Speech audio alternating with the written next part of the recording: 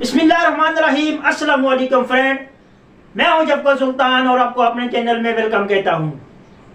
तो आज का हमारा प्रोग्राम है त्रिपला। ये क्या चीज़ है और ये किन चीज़ों का मरकब है। तो आज की वीडियो में मैं आपको इसके फ़ायदे, इसकी खसूसियात, इन सब चीज़ों के बारे में बताऊंगा।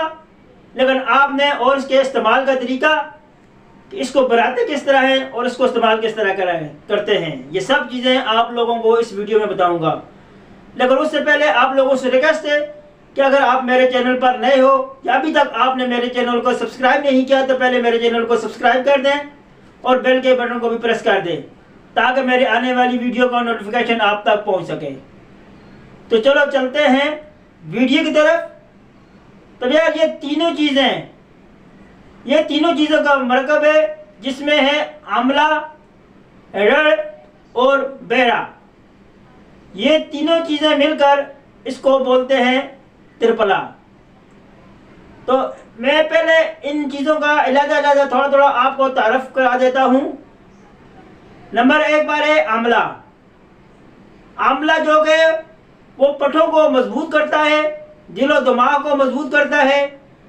इसके अलावा ये नज़र को तेज करता है और ये मैदे को ताकत देता है और आपके ये मसोड़ों को मजबूत करता है और ये बालों को कुदरती तौर पर स्याह करता है।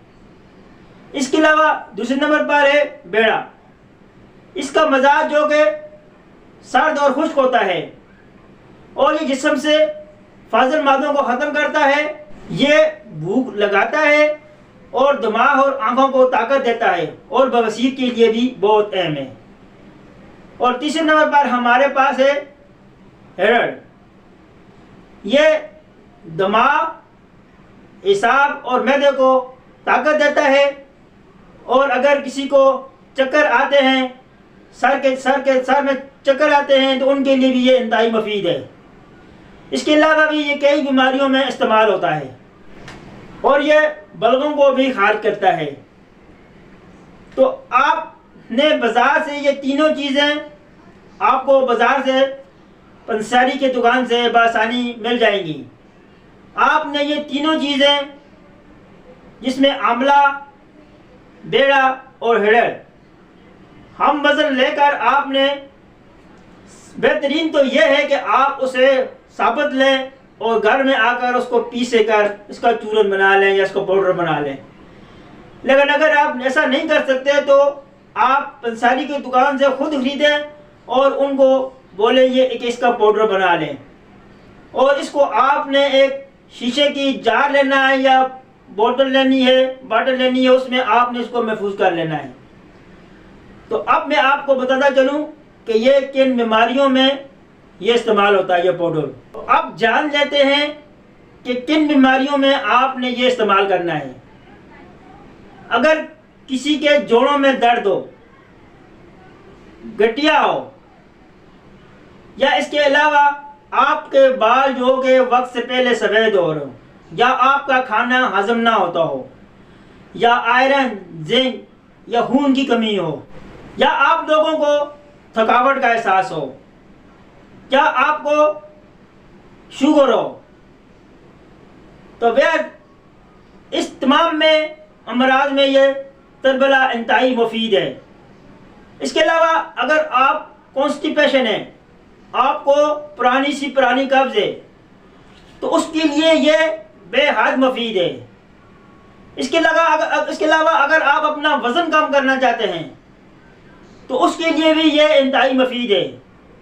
इसके अलावा अगर आप लोगों के मैदा ख़राब है, आपको गैस है, तो वो लोग भी इसको इस्तेमाल करें, इंशाअल्लाह इससे उसको भी बहुत फ़ायदा होगा। इसके अलावा अगर कहीं पर सोजन है और आपका ऐसा ज़ख्म है जो ठीक ना होता हो और ये कैंसर के ख़िलाफ़ भी मदाखलत करती है।